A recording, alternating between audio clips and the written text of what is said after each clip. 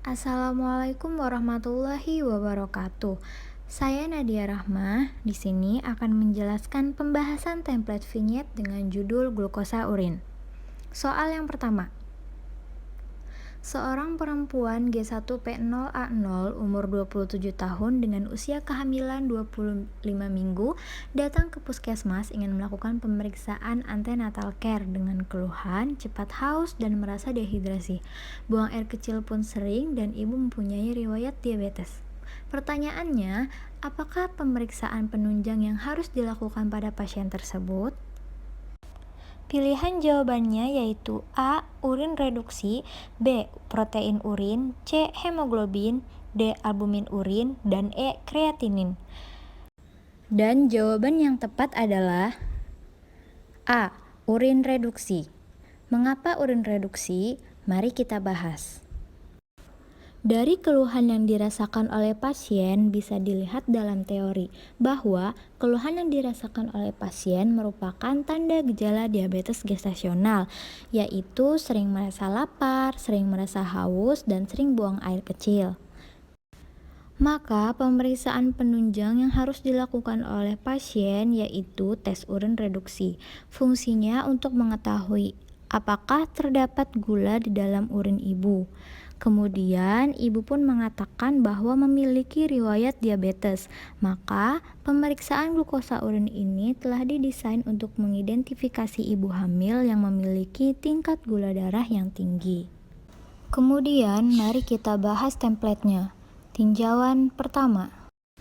Area kompetensi bidan. Pada soal ini termasuk ke dalam landasan ilmiah praktik kebidanan, dikarenakan soal ini membahas tentang pemeriksaan penunjang apakah yang harus dilakukan oleh bidan untuk mendeteksi apakah adanya masalah kesehatan pada ibu hamil. Kemudian, tinjauan yang kedua untuk domainnya termasuk ke dalam kognitif, karena kognitif terdiri dari tahapan pengetahuan, pemahaman, penerapan, analisa, sintesa, dan evaluasi. Dan soal ini termasuk ke dalam analisa. Untuk tinjauan ketiga, siklus kesehatan reproduksi perempuan dalam konteks keluarga pada soal ini yaitu ibu hamil, di mana ibu hamil datang ke puskesmas untuk melakukan pemeriksaan antenatal care. Pada tinjauan 4, lingkup praktik bidan pada soal ini yaitu deteksi komplikasi, dikarenakan ibu mempunyai keluhan cepat haus, merasa dehidrasi, dan sering buang air kecil. Maka dari itu, ibu memerlukan pemeriksaan untuk mendeteksi apakah adanya komplikasi atau masalah pada kesehatan yang dialami oleh ibu hamil. Kemudian pada tinjauan 5, manajemen asuhan pada soal ini termasuk ke dalam pengkajian, karena pada soal ini mengkaji keluhan yang dirasakan oleh ibu dan apakah ibu memiliki riwayat penyakit yang bisa menimbulkan komplikasi kehamilan. Untuk tinjauan 6, sasarannya individu, yaitu pada ibu hamil.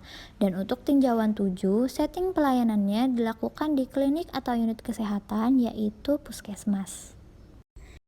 Soal kedua, seorang perempuan G1P0A0 umur 26 tahun dengan usia kehamilan 24 minggu datang ke puskesmas mengeluh berat badan naik secara drastis dan merasa cepat lelah.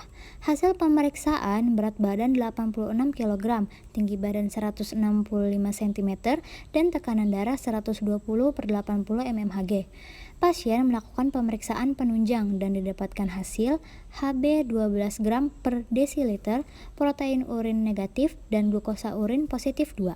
Pertanyaannya, apa faktor resiko yang terjadi pada pasien tersebut? Pilihan jawabannya yaitu A. Obesitas, B. Anemia, C. Preeklamsi, D. Usia, dan E. Eklamsia. Dan jawaban yang tepat adalah A. Obesitas. Mengapa obesitas? Mari kita bahas.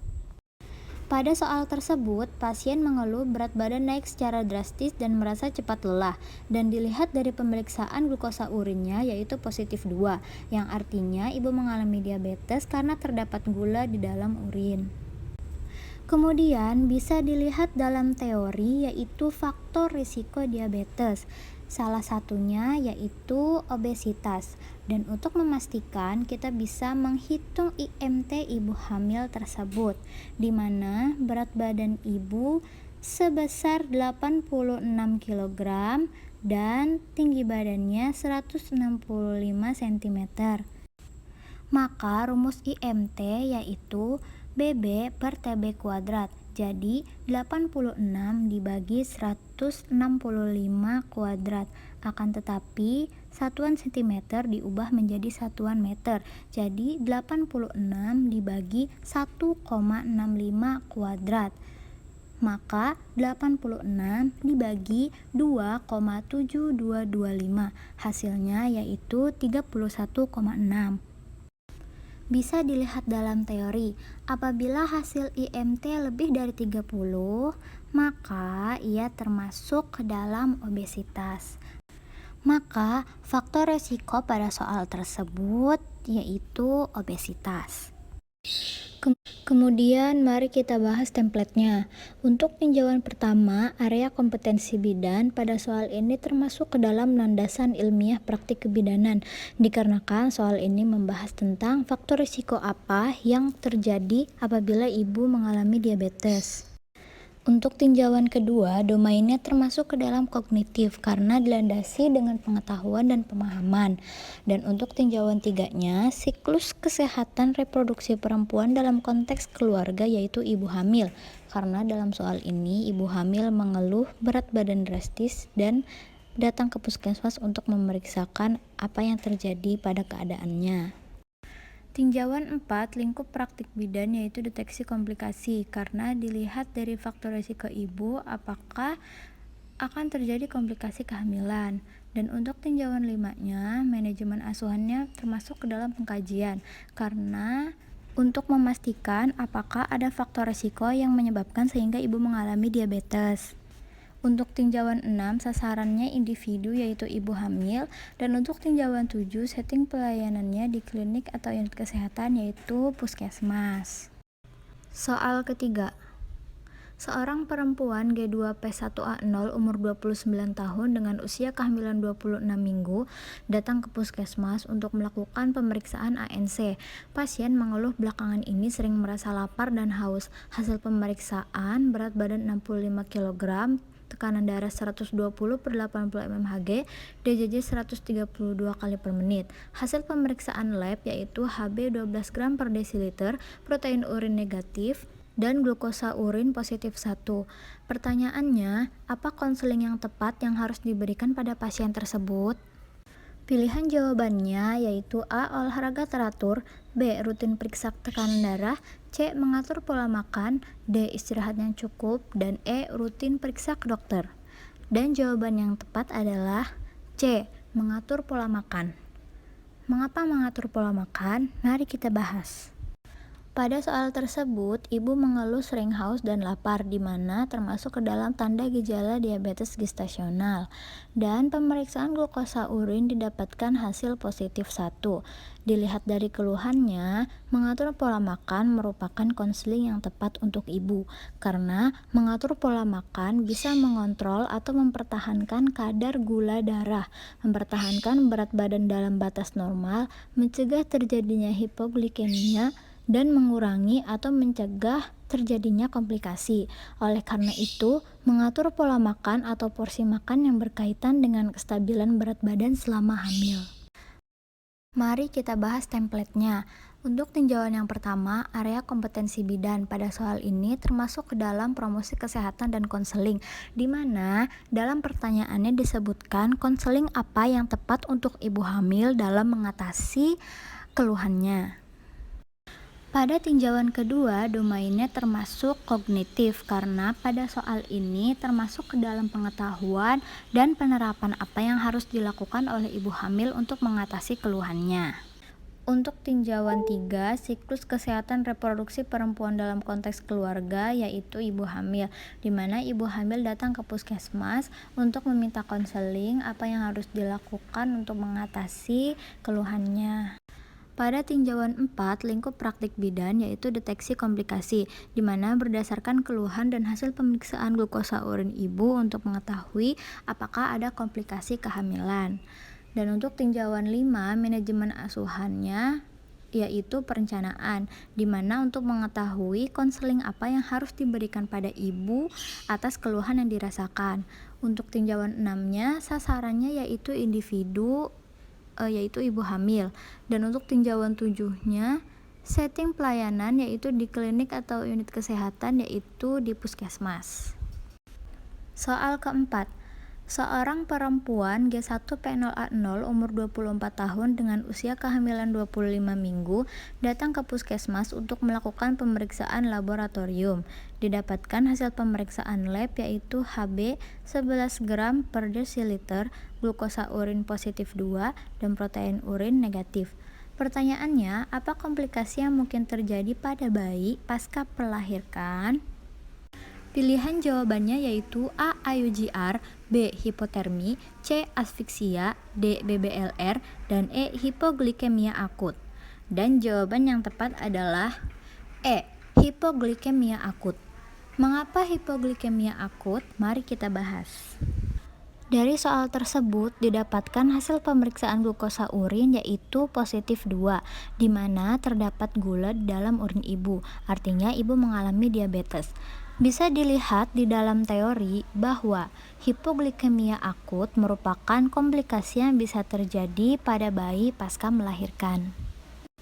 Pada ibu dengan gula darah yang tinggi dapat mengalir ke peredaran darah bayi dan memicu produksi insulin dalam tubuh bayi. Saat bayi lahir, asupan glukosa dari plasenta akan turun, sementara kadar insulin dalam tubuh bayi masih tinggi. Keadaan ini yang menyebabkan hipoglikemia pada bayi baru lahir. Mari kita bahas template-nya. Untuk tinjauan yang pertama, area kompetensi bidan pada soal ini termasuk ke dalam landasan ilmiah praktik kebidanan, karena soal ini membahas komplikasi apa yang bisa terjadi pada bayi baru lahir pasca melahirkan pada ibu yang menderita diabetes. Untuk tinjauan kedua, domainnya yaitu kognitif, karena soal ini membahas tentang komplikasi apa yang terjadi pada ibu dengan diabetes pasca bersalin pada bayi baru lahir.